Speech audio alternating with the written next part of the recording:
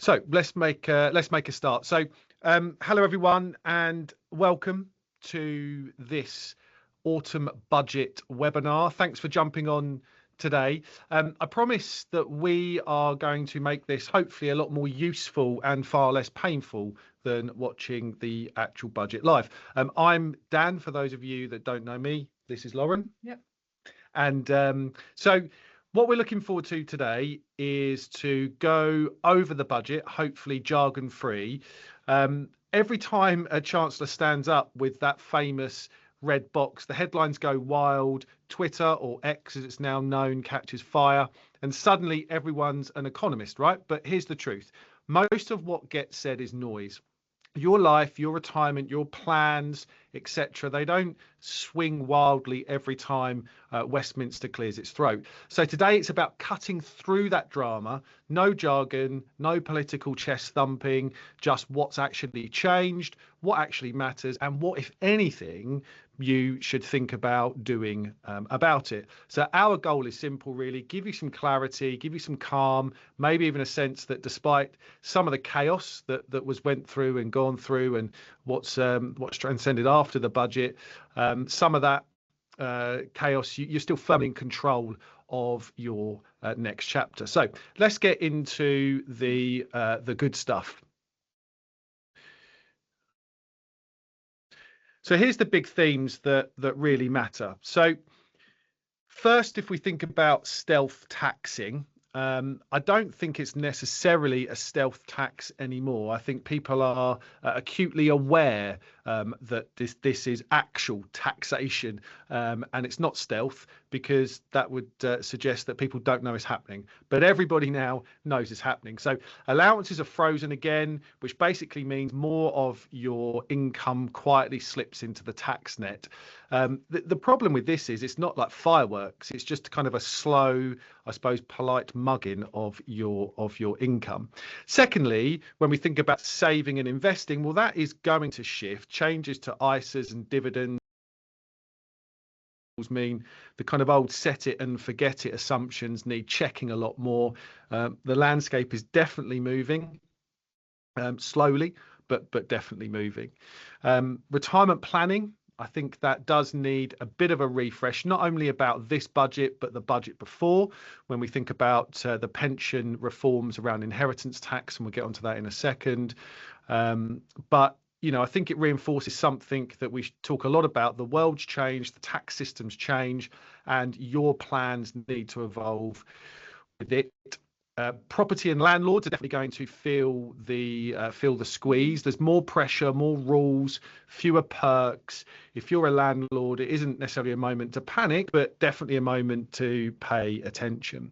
And then finally, the inheritance, agriculture and business relief. Kind of big conversations are happening about how wealth gets passed on.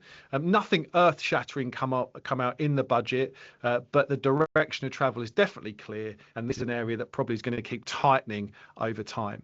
So these are the themes shaping our thoughts and your kind of longer term strategies, and we'll unpack each one in a way that hopefully makes sense, not just in budget speak.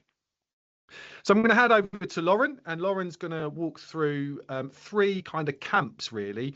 People that are working, for people that are thinking or retired or thinking about retirement, and then if you're a business owner and or a landlord, what this budget could mean for you. Thank you for the intro, Dan. So I think there's some themes that definitely run through all of these camps, but the first one for working professionals is definitely income tax. Like Dan said, with the allowances not going up or looking like they're going to go up to at least 2031, more and more income's going to start slipping into them tax brackets. So there's definitely more room for income to be taxed. Again, there's things working professionals can do whilst they've got relevant earnings. Pension contributions can be made to kind of claim back some of that tax relief where possible. So that's a really powerful tool. But with that being said, with salary sacrifice looking to disappear in 20, pension contributions aren't then as quite tax effective. So when you do salary sacrifice now, it comes straight out of your pay. So you pay no income tax or national insurance on it. So that's why it's been a really favourable measure. People getting large bonuses normally sacrifice money straight into the pension for that saving. They're still going to allow some of it, but the cap's going to be £2,000. So there's not as much saving there on the national insurance front. But again, you can make personal pension contributions, but you'll still get the income tax relief back, but you won't benefit from the national insurance saving. There's still room to benefit from in that area. For working professionals as well, venture capital trusts are an area that they've made a change to. They haven't touched on this in previous budgets that often. So a venture capital trust is just you invest in small, higher risk companies and you get income tax relief because you're helping startups grow and get bigger. Because of the risk, they do let you have some income tax relief. So you get 30% of your initial investment back, and that comes off of your income tax bill. Currently, the relief is 30%. That is going down to 20%, so not as much as a tax saving there. Something to be aware of for those high earners that are kind of maximising out on ISAs and pensions. So I think for working professionals, that kind of covers most of it. Is there anything else that comes to mind, Dan? No, not yet. I'm sure we'll get onto it as we go through. And then for retirees and near retirees, again, that income tax theme comes in again. Those who are in receipt of state pension, that's going up 4.8% in April. So anyone who's entitled to the maximum, that's now going to start slipping into the income tax brackets. They have mentioned that if state pension is your sole income source, they're going to look not to tax that. But for anyone who's got rental properties, private pensions, or defined contributed invested pots of pensions, that wouldn't be the case. It would be subject to income tax. So again, when you're taking money from your investments, it just that income strategy, blending different tax methods together is really important to help mitigate income tax there. ISAs, this is a camp that it probably does touch, as once you get over 65, you can put £20,000 into a cash ISA. If you're under 65, they're going to limit it to £12,000 a year that can go into a cash ISA. The remaining £8,000 will have to go into a stocks and shares ISA. That's coming in 2031, so there's still quite a period of time leading into that. I guess it's kind of thinking now that if you want a nice big cash reserve as you step into retirement, using the cash allowance, ISA allowances now is a good time to get that money in an income tax-free environment before you step back from work. Again, for retirees, state pension is the big one, which I've just touched on, but overall, it remains quite unchanged. There wasn't as many changes as we're expecting. They confirmed pension tax-free cash is remaining unchanged. So if you're lucky enough to have a big enough pension pot, you can still take £268,275 tax-free, or 25% of your pot. So that was the one leading up to the budget I think we heard the most noise and worry on. So it's nice that they've kind of put some reassurance in so people can make good decisions, informed decisions about their retirement planning. Yeah, I think that bodes in everything we talk about. When there's lots of noise around, what we want to make sure is that we act on fact rather than fiction. So you know, these are valuable benefits that once used are not necessarily able to be got back. So you know, staying patient, waiting for facts is really, really important when it comes to this stuff. And I think important going forward, because I do think budgets coming up are going to be just as noisy, just as chaotic, and therefore we need to make sure that we are acting with fact and not fiction. And the tax-free cash thing definitely was something that we try to stay fast on in our views. Yeah. Then moving on to the last camp, business owners and landlords. Again, they're quite impacted through the themes that we've already gone through, income tax being one. The interesting one for income tax in this camp in particular is from 2027, they're going to increase the rate on rental properties, so income from rents and from dividends. So they're going to add a 2% increase onto those rates, except the dividends, if you're an additional rate taxpayer, that's going to stay at 39.35%. So they're going to add a 2% increase to that. So for business owners, dividends is more tax efficient than taking salary, where it's a lower rate. So that probably doesn't change too many views on that, I'd say. But definitely for landlords, that 2% increase in income tax does make property more up for consideration. When you think about it, it's a liquid. Rents possibly will need to go up to protect from that tax bracket to keep your yield. You want to feel like your money's working for you. That tax bracket is one that people won't want to swallow themselves. So increasing rents seems, I say, like an option a lot of landlords will be taking. That's one to bear in mind. And again, the high value property charge, this can apply to any individual. But if you own properties between £2 and £5 million, they're going to put a high property tax charge on it of £2,500 a year. You'll pay it a bit like council tax. The council tax will collect it and then it'll get distributed off to where it needs to go to. And if your properties are over £5 million, that's then £7,500 a year. So again, that's per property. So if you are a landlord that has big properties rented out, it could be on your main residence and your rental, and it's the owner of the property responsible, not the tenants. So just something to bear in mind with them increased costs. Again, things that might impact your rental yield and might not make that investment as competitive as it once was. Business owners, they might be salary sacrificing into pensions. Most are probably making employer contributions, but again, for staff members, it's something to be aware of that limit's coming in, and it will be £2,000 in 2029. I'm going to touch on agricultural relief, just in case any business owners are farmers. When they said last budget that farms are going to form part of the estate for inheritance tax, there was quite a lot of outrage because farms having a lot of land, quite significant value, that the tax on it would mean farmers would have to sell their farms to pay the tax bill. They have put in £1 million limit, so you can have £1 million of your farm tax-free in agricultural relief. They've now implemented a transferable band, so a bit like the residence nil rate band and nil rate band now that every person has. If you don't use it on your death, your spouse can inherit it. They've brought that in for agricultural relief, so farmers can at least pass to unused allowances between husband, wife or civil partners. Again, business owners, capital gains tax. If you're doing employee ownership trust work, so the trust is buying the shares off of you for the employees, that was 100% exempt from capital gains tax. That's now coming in at 50%. It's not a very popular kind of arrangement we see with our clients, but it's something just to be aware of that is happening. And again, with venture capital trusts, business owners like to use these tools to get that income tax relief. The relief's going down to 20%, so it just reduces the amount that they can benefit from in that area. But I think for overall, the main themes is definitely income tax, striking all of them areas, and the landlords. I think the rent going up is a big one with the yields. Yeah. And we'll get onto this in a bit, I think, but it's interesting that kind of, we've talked income tax a lot when the manifesto was not doing anything with income tax. So it's, very backdoor approach to this. And I think, this budget for the three camps that we've got here, people in work, people retiring, and for business owners and landlords, wasn't necessarily as painful as what we thought. But there's definitely a lot to take in. And I think it's about the sense of the direction of travel that the government will probably take over the forthcoming budget.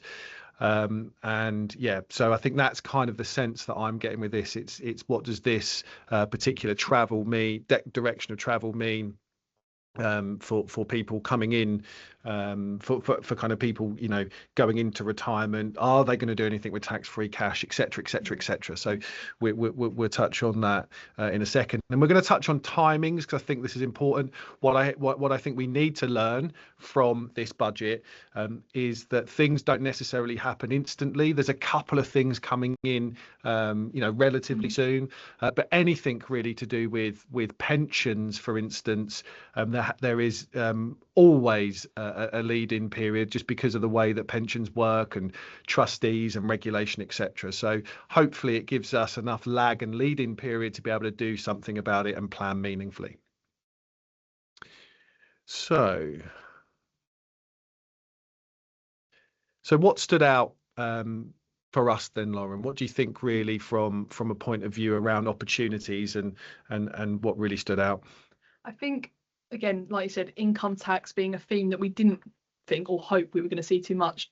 That's definitely filtered through. So I say for us, it's a lot around tax planning that can be done. How we can save income tax whilst you're still accumulating. Sorry, pardon me.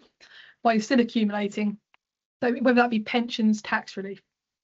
ISAs, again, with that rule changing, there's room to kind of be smart with that, how you put your money now until that allowance comes in.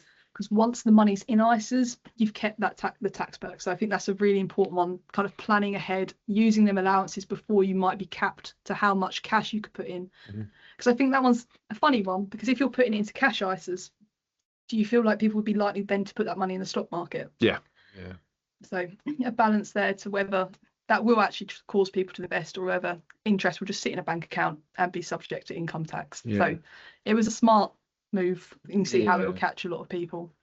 Just thinking about pension strategy then. So, I think one of the opportunities there is, it's not coming in. We've got a timeline. It's not coming in until 2029. Yeah, the salary sacrifice. The salary sacrifice. And I think, for people that are working and approaching retirement over the next couple of years, salary sacrifice was a really, really popular way, as we said, of using up your excess income to bring your taxable income down, etc. But there's still a way around that, right? In terms of, the salary sacrifice is limited to 2,000, but it doesn't mean people can't make personal pension contributions. Yeah, right. So exactly that. They haven't changed the allowances, so it's still at £60,000 a year, or your relevant earnings, and you've got carry forward, so you can use 3 years worth of unused allowances. So you can still make personal contributions to get your income back down. So if you're in that £100,000 camp or over, you can get your personal allowance back. You just don't benefit from the national insurance saving. So there's not as much of the tax saving to be done, but if you do the maths on it, it's still well worth the contributing to pensions. Yeah. And just kind of thinking about the ISA allowance then. So there's a limit to cash, but really in the work that we do, we see that, stocks and shares ISAs are much more useful and from a planning perspective than cash ISAs. But I do think if cash ISAs are part of your overall strategy and actually can be then obviously revisiting those allocations and making sure that you can do that before tax year ends is important. But we don't really see anything from our point of view changing in terms of strategy wise, really, because I think we would want to make sure we're utilizing the stocks and shares ISAs first before we think about cash. Yeah, I think, like we've said to a lot of our clients, typically the returns they'll get on a stocks and shares ISA are much higher, so you'd want that sheltered from income tax and capital gains tax. So it makes sense to use that allowance to stocks and shares first, and if that's not in your plan, using it for cash is a brilliant way to use that tax allowance. Let's think about estate planning, because I think this is, it's an area that I think is really emotive for people. When you mention the kind of inheritance tax phrase, the emotions stir, and it's definitely a tax that we see as unfair and unjust, and people want to do stuff to avoid it, but I think in the right way, right? People want to be able to support their friends and family or charities or causes well before they're gone. So when we talk about estate planning earlier due to frozen bans, obviously this kind of the way that they're freezing them is going to bring many more estates into kind of taxation. So what kind of opportunities do we think around that in terms of how we can start to plan a bit earlier and execute a bit earlier than kind of what people may be currently thinking? I think it always goes back to the best ways to spend and enjoy it, right? If you spend it and it's not there, they can't tax it. So go gun ho, doing all those things that are really important, and just try and spend it. If you can't spend it, there are other options, of course. Gifting is a big one. There's a lot of noise in that leading up to the budget, whether they'd get rid of excess income rules, which they haven't. So that's a brilliant way. Generate an excess income, gift it to your loved ones, charities, whoever it may be, and there's no inheritance clock on it. So that's a really powerful and I think underused allowance that people don't realise is there.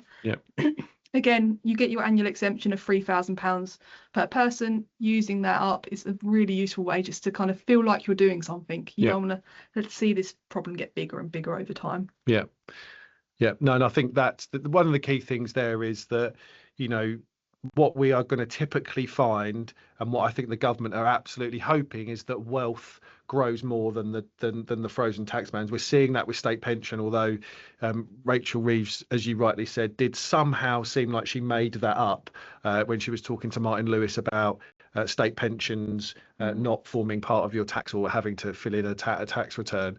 But I do think, it's now about recognizing this earlier, planning for it earlier to ensure that your wealth doesn't grow in excess to in excess of those frozen bands that they've put in there. So yeah, I think it's a real big opportunity for people to really think about how they want to distribute their wealth, sooner rather than later, if that's possible. So thinking about investment planning, so we think about dividends. So obviously dividends now not only form part of a business owner's strategy to take income, they might form, if people have got a limited company that they hold properties in, and anything with limited company that take dividends, but as well as investments, right? So any dividends that are created as part of an investment strategy, that the taxation is going to go up. So there's just a bit more thought and planning around that. Yeah, I think, like we said, talking about the ISA allowances, it's careful placement of investments. Use your allowances, get it into the ISAs, so as dividends come in, you're not having to pay income tax on it, and then looking at different routes from there. Yeah. No, definitely. I think a big thing is around landlords for me. We work with a lot of people that I'm not sure they would describe themselves as landlords. Some are, but they have rental properties that are part of their overall asset pool and income stream.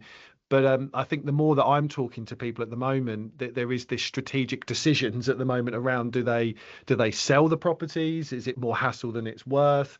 Do they restructure the way that they're held and who holds them? Do they give them to their children now, or do they incorporate and set up a limited company and put it in? So I think for anyone listening and watching, if you are a landlord or you do have rental properties as part of your kind of overall portfolio that has income coming in, I do think probably you have got the most to think about in terms of how you want those assets to be structured and what it means for you going forward. Again, if we think about a direction of travel, I think that is where the government will go. It seems as if they believe that people that are landlords and are rich and they can just get taxed, and you lose all your kind of landlord rights and everything. So I think it's going to be quite challenging going forward for landlords and the work needed to be able to think about how they're going to think about those properties.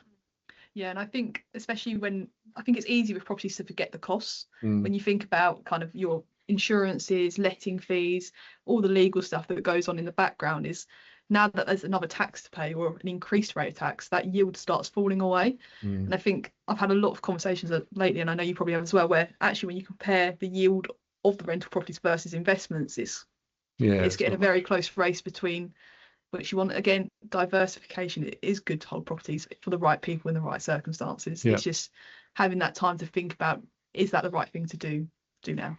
And just remind people, because I think there's some maybe common misconceptions, but just remind people about some of the pitfalls of just giving these properties away. Because I think a lot of people will go, I'll just, I've got a rental property or a couple of rental properties, I'll just give them to the kids and get them out of the way. But it's not just as straightforward as that, right? No, that's classed as a disposal. So once you pass it on, even though you haven't sold it for money's worth, you still have a capital gains tax bill to pay. So it's saying you still made this amount of money whilst you held the property, and that tax then becomes due.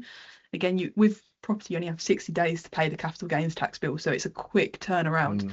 So just gifting them off isn't always the easiest solution. And like you said, you then have the option to gift rent potentially in the excess income rules to get it out for inheritance tax and just have the property value. Yeah, I think that's if the income is coming in, that's probably a better thing to give away potentially than the actual property itself, right? But yeah. So let's just think about then year-end optimization. So what are the things that people can think about coming into the end of this tax year and beyond, really? Yeah, I think using your allowances is really key. So remembering the key ones, because some go unhidden. So if you've got ISA allowances, make sure you're using them, even if it's just to move cash in, right? Get the interest sheltered, so any changes in the future you might be more protective. They don't typically go after ISAs as much, but being said, they have just shifted the allowances up. Pensions, for anyone working, that's a brilliant way to add to your pot. The government are adding tax relief to your pension. It's going to grow quicker than other investments because of that feature. Really beneficial to be using. And full salary sacrifice now, right? So I think it's make use while it's where it is. Yeah, exactly that. And I think if you have got investment shares, rental properties that you might be considering selling, look at the capital gains tax allowance. You've got a £3,000 allowance. I know it's not big when you're probably selling properties, but people forget they've got that. So if you have a share portfolio, sell a bit each tax year to make sure you're using it instead of trying to sell a large chunk later down the line. And gifting, annual exemptions, small gifts, do what you can in the tax year. And you really feel like you're itching that kind of scratch. You've got making progress on that bill slowly over time. And one last point on this, what I'm seeing at the moment now is that there's a lot of kind of tax trade-offs in that people are trying to find the kind of less painful kind of tax potentially. So, when we look at stuff like this, it's almost going, well, I'm not going to necessarily avoid tax, and and this isn't about avoiding it. But now we're trying to look at, well, if I'm going to get taxed more, there's probably a better tax to pay than others. And for instance, when we look at pensions, and now they're falling in the estate from April 2027, pensions have gone from one of the most tax efficient vehicles to probably potentially one of the most taxed vehicles. If you consider, if you were to kind of pass away after age 75, that forms part of your estate. You could get taxed 40% on your pension. You then pass it on to your beneficiaries, who could then have it taxed at their marginal tax rate. So what's happening there is people are going, well, maybe it's worth paying 20% or even 40% income tax on taking my pension out now, rather than a potential 60-70% tax over the lifetime of the pension if it gets passed down. And I think that's what's going to start happening with capital gains tax on property, for instance. Is it worth giving the property away now, paying capital gains tax on it, rather than it coming into my estate and that estate paying 40% on it? And I think that's what we're going to see. What is the trade-offs around some of the different avenues? And I think, like you said, you can look at it in numbers, and I know this is a big part of your work, is you can look at the numbers, but it's also what the heart, it's memories. Feels right. Sometimes paying a bit of tax now to let you have the memories with your family, friends, whatever it may be, is worth paying it. And I think as well, like you said, with the inheritance tax, is also how the bill's paid. Your loved ones that are left have to pay that bill. So what can you do now? Getting rid of a liquid property is sometimes a blessing for those who are having to deal with the aftermath of it. Yeah, for sure.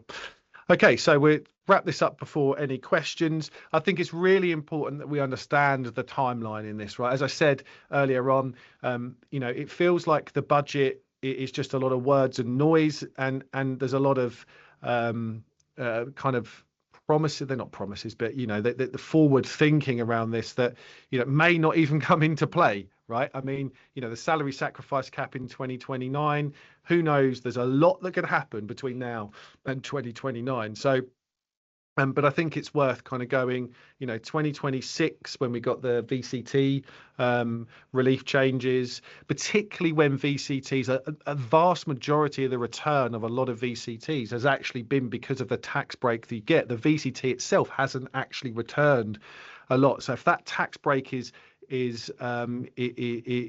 depleted, then you kind of would then want to question whether they are useful, and whether you might not get an actual return from them. And then from 2027, that's when the ISA cap comes in, the savings and property taxes, and then obviously from the previous budget, that's when pensions then fall into the estate for inheritance tax purposes.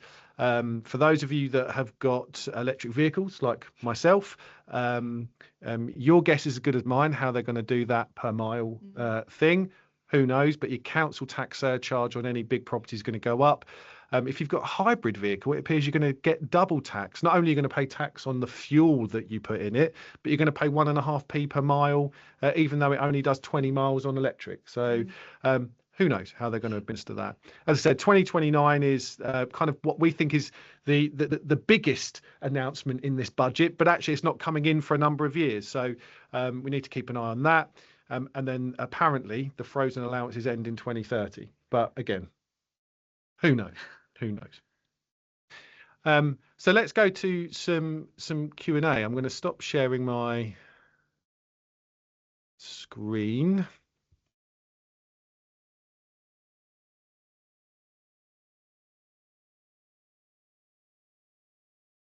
So if anyone has any questions, I believe Pop them in the chat, you can or there pop might be them in some the in the chat. There's Q&A. some Q&As. Hold on. Let's have a look and see. You can pop them in the chat if you want, and we can answer them now. So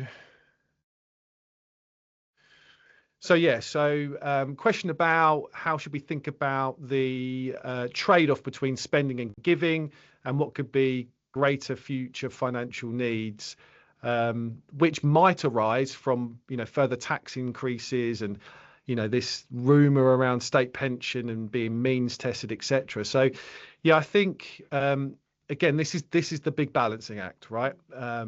Around the spending and giving now versus what might happen in the future. I think this is where we can be more robust in planning, where scenario planning could be, could be something we start doing more of in thinking about an increased burden of expenditure in later life. What I will say is, if we look at how people spend in later life, then I do think it's a lot less than what people think, and maybe those tax increases just kind of top up where people are. I do think there's obviously some danger around the state pension. I don't know what that danger is, but is it sustainable, particularly on a triple lock scenario? Will they start means testing it? So this is just about building in some scenarios and robustness into the plan. And acting on fact. But I do think this is a bit more about the here and now. This is about making sure that you are spending and giving and living in line with your values and what you want to do, but also having a real mindful eye about further tax increases.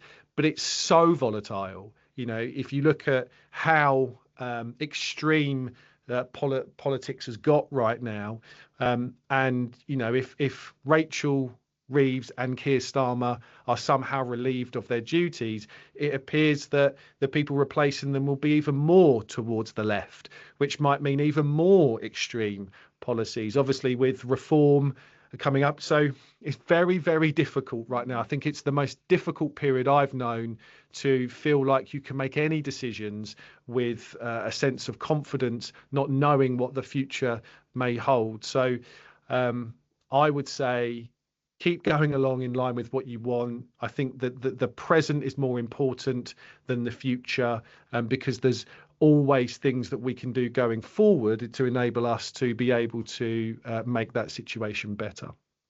Anything? I think, like you said, kind of this one looking like it's targeting a bit of an estate planning view. The earlier you start thinking about that kind of thing and the conversations, the less drastic the action has to be, because we've got a longer period of time to work into, and that helps find that balance between what we can spend and what we can afford to gift away, and making sure there's enough to meet other needs and changing circumstances. Yeah.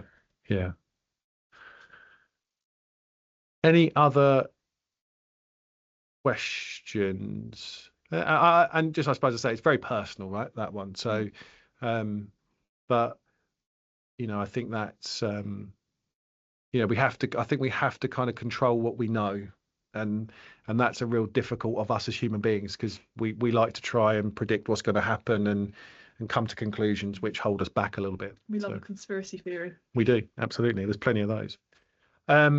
Any other questions about what's happening at the moment? Please just put anything in the chat. We'll leave it a few minutes just in case someone's typing up.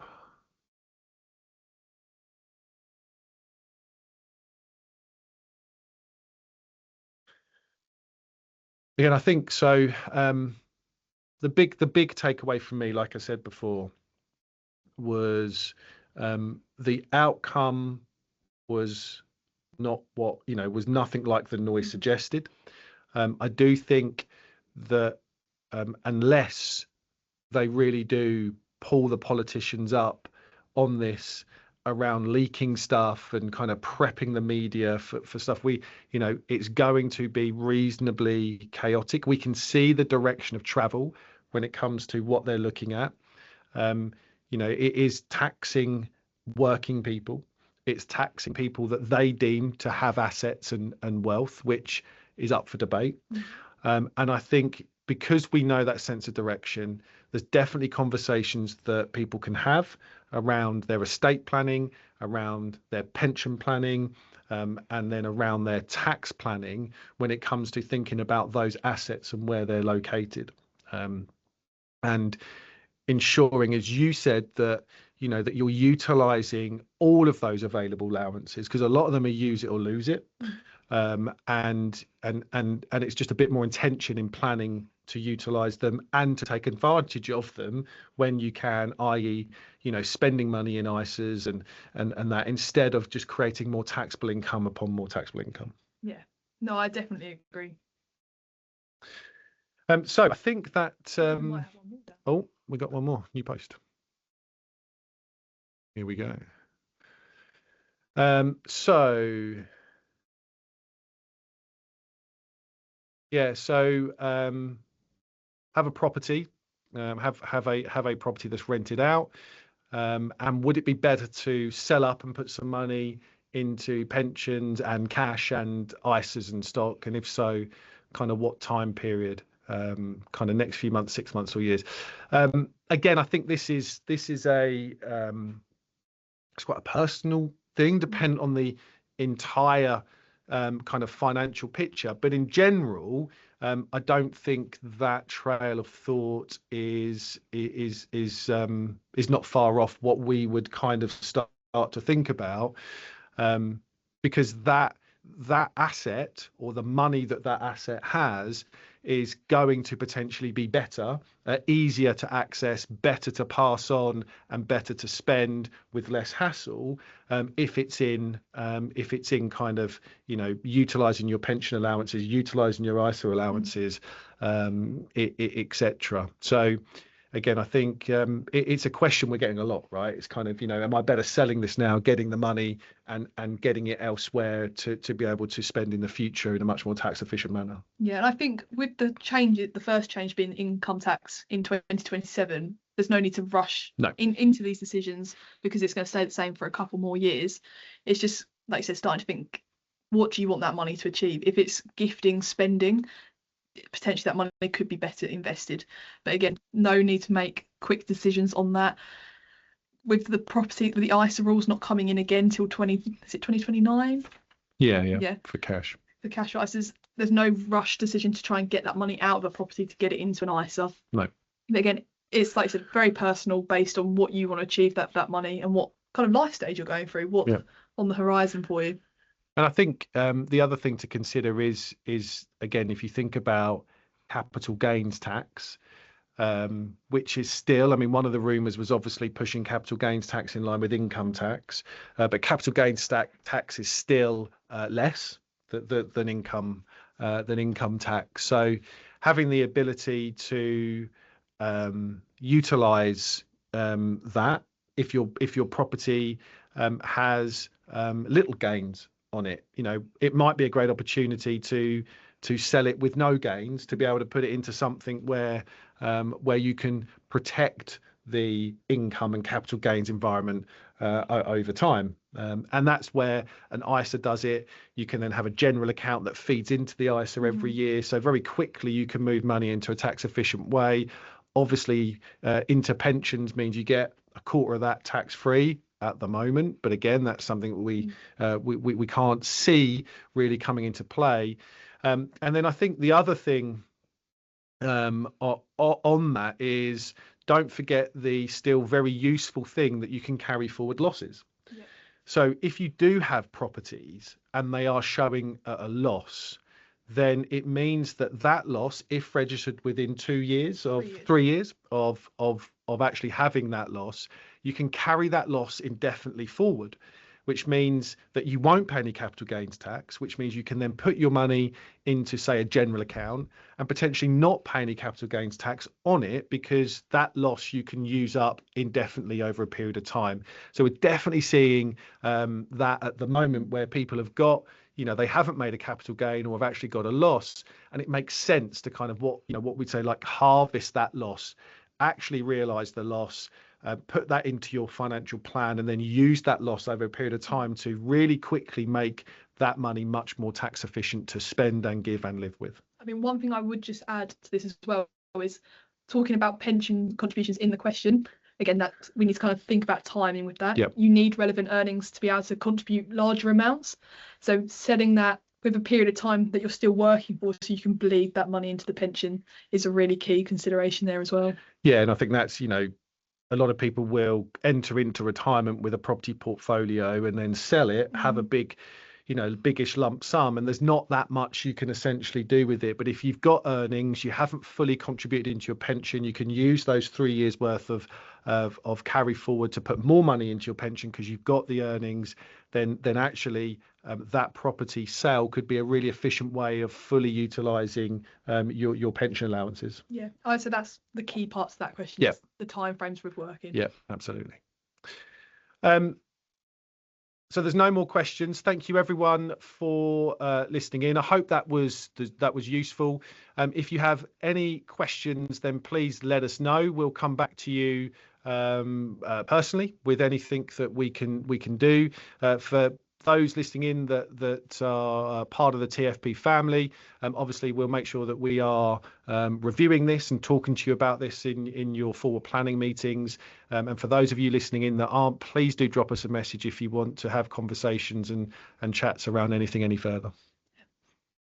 Thank you everyone for joining, and look forward to speaking to you again soon. Take care. Bye.